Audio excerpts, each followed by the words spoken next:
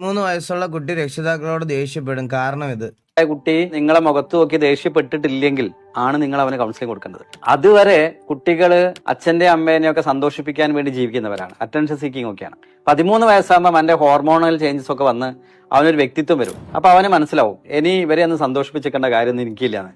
അവൻ അവന്റെ പ്രകൃതം കാണിക്കും, അവന്റെ സ്വാതന്ത്ര്യത്തെ കുറിച്ച് സംസാരിക്കും, അവന്റെ അവകാശങ്ങളെ കുറിച്ച് സംസാരിക്കും. അത്രയും കാലം മക്കളിൽ നിന്ന് അത് പ്രതീക്ഷിക്കാതെ അല്ലെ കാണാത്തൊരു അമ്മ അത് കാണുമ്പോൾ ആകെ തകർന്നു പോകും. അപ്പോഴാണ് അവർ കുട്ടിക്ക് കൗൺസിലിംഗ് വേണം എന്ന് പറഞ്ഞു വരുന്നത്. സത്യത്തിൽ അങ്ങനെ വരുന്ന 99% കേസുകളിലും നമ്മൾ കൗൺസിലിംഗ് കൊടുക്കേണ്ടി വരാറ് പാരന്റ്സിനാണ്.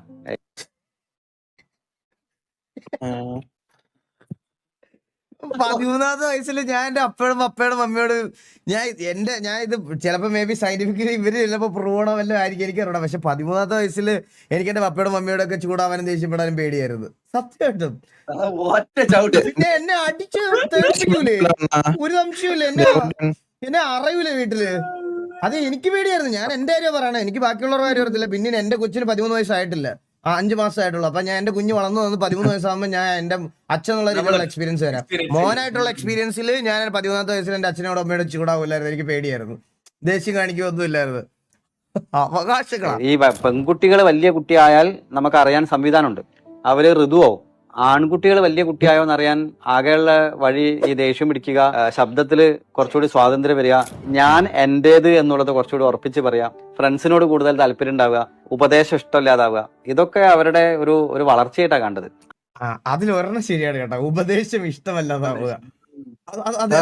അതെനിക്ക് അങ്ങനെയൊക്കെ കണ്ടു കഴിഞ്ഞാൽ ഞാൻ എപ്പോഴും പറയാറുണ്ട്, നിങ്ങളെ കുട്ടികൾ എപ്പോഴെങ്കിലും നിങ്ങളോട് ദേഷ്യപ്പെട്ട് സംസാരിച്ചാൽ ഉടനെ നിങ്ങൾ പാൽപ്പായസം അല്ലെങ്കിൽ ബിരിയാണി ഒക്കെ ഉണ്ടാക്കി അടുത്ത വീട്ടിലൊക്കെ കൊണ്ടു കൊടുക്കുക. കാരണം എന്റെ വീട്ടിൽ പെൺകുട്ടി വലിയ കുട്ടിയായാൽ ഞാൻ ആഘോഷിക്കുന്നത് പോലെ ആൺകുട്ടികൾ വലിയ കുട്ടിയായെന്നുള്ള ലക്ഷണമാണത്. അത് ആഘോഷിക്കുകയാണ് വേണ്ടത്. അവനെ ഒരു വലിയ വ്യക്തിയായി കണക്കാക്കണം എന്നാണ്. അന്ന് മുതൽ കുട്ടികളോട് പെരുമാറുന്ന രീതി ഇപ്പം ഞാനിപ്പോ എന്റെ എക്സാമ്പിൾ പറയാം. ഇതുപോലെ ഇപ്പൊ ഞാനിപ്പോ എന്റെ 13-ാമത്തെ വയസ്സിൽ ഇങ്ങനെ പപ്പയുടെ അടുത്ത് ഇങ്ങനെ ചൂടായിരുന്നെങ്കിൽ പാൽപ്പായസം അല്ല ഇഡലി സാമ്പാറും ഉണ്ടാവും എന്റെ വീട്ടില്. അതും മരണാന്തര ചടങ്ങ് കഴിഞ്ഞിട്ടുള്ള 7-ാമത്തെ ദിവസമല്ലേ, ആ 16-ാമത്തെ ദിവസത്തില് എന്റെ വീട്ടില് ഇഡലിയും സാമ്പാറും അങ്ങനത്തെ കുറച്ച് കാര്യങ്ങളൊക്കെ ഉണ്ടാവും നാട്ടുകാർക്ക് കഴിക്കാൻ. അത് 100%. അതിൽ ആ കാര്യത്തില് അത് സത്യമാണ്. എടാ ഞാൻ പറയട്ടെ, ഞാനിപ്പോ ഒരു 3-4 വർഷമായിട്ട് കുടുംബം നോക്കണത് ഞാനാണ്. ഇപ്പോഴും ഞാൻ എന്തെങ്കിലും ഡിസിഷനോ കാര്യങ്ങളോ മമ്മിയോട് പറഞ്ഞോണ്ടിരിക്കുമ്പോ പപ്പ അതുവഴി പോയാൽ എന്റെ ശബ്ദം താഴും. ഞാൻ സത്യമായിട്ട് പറയണേ, എനിക്ക് പേടി അങ്ങേരെ ഇപ്പോഴും. എനിക്ക് പറയാൻ ഒരു മടിയില്ലടാ. എന്നെ അങ്ങേരെ ആയ കാലത്ത് മറ്റേ അങ്ങേരെ എനിക്ക് അങ്ങനെ കണ്ടാൽ തന്നെ ഞാൻ എന്റെ എല്ലാ ഇതാവുമായിരുന്നു. ഇപ്പോഴും ഞാനിങ്ങനെ മമ്മിയെടുത്ത്, മമ്മി അത് ചെയ്യണ്ട, ഇത് ഇങ്ങനെ ചെയ്താ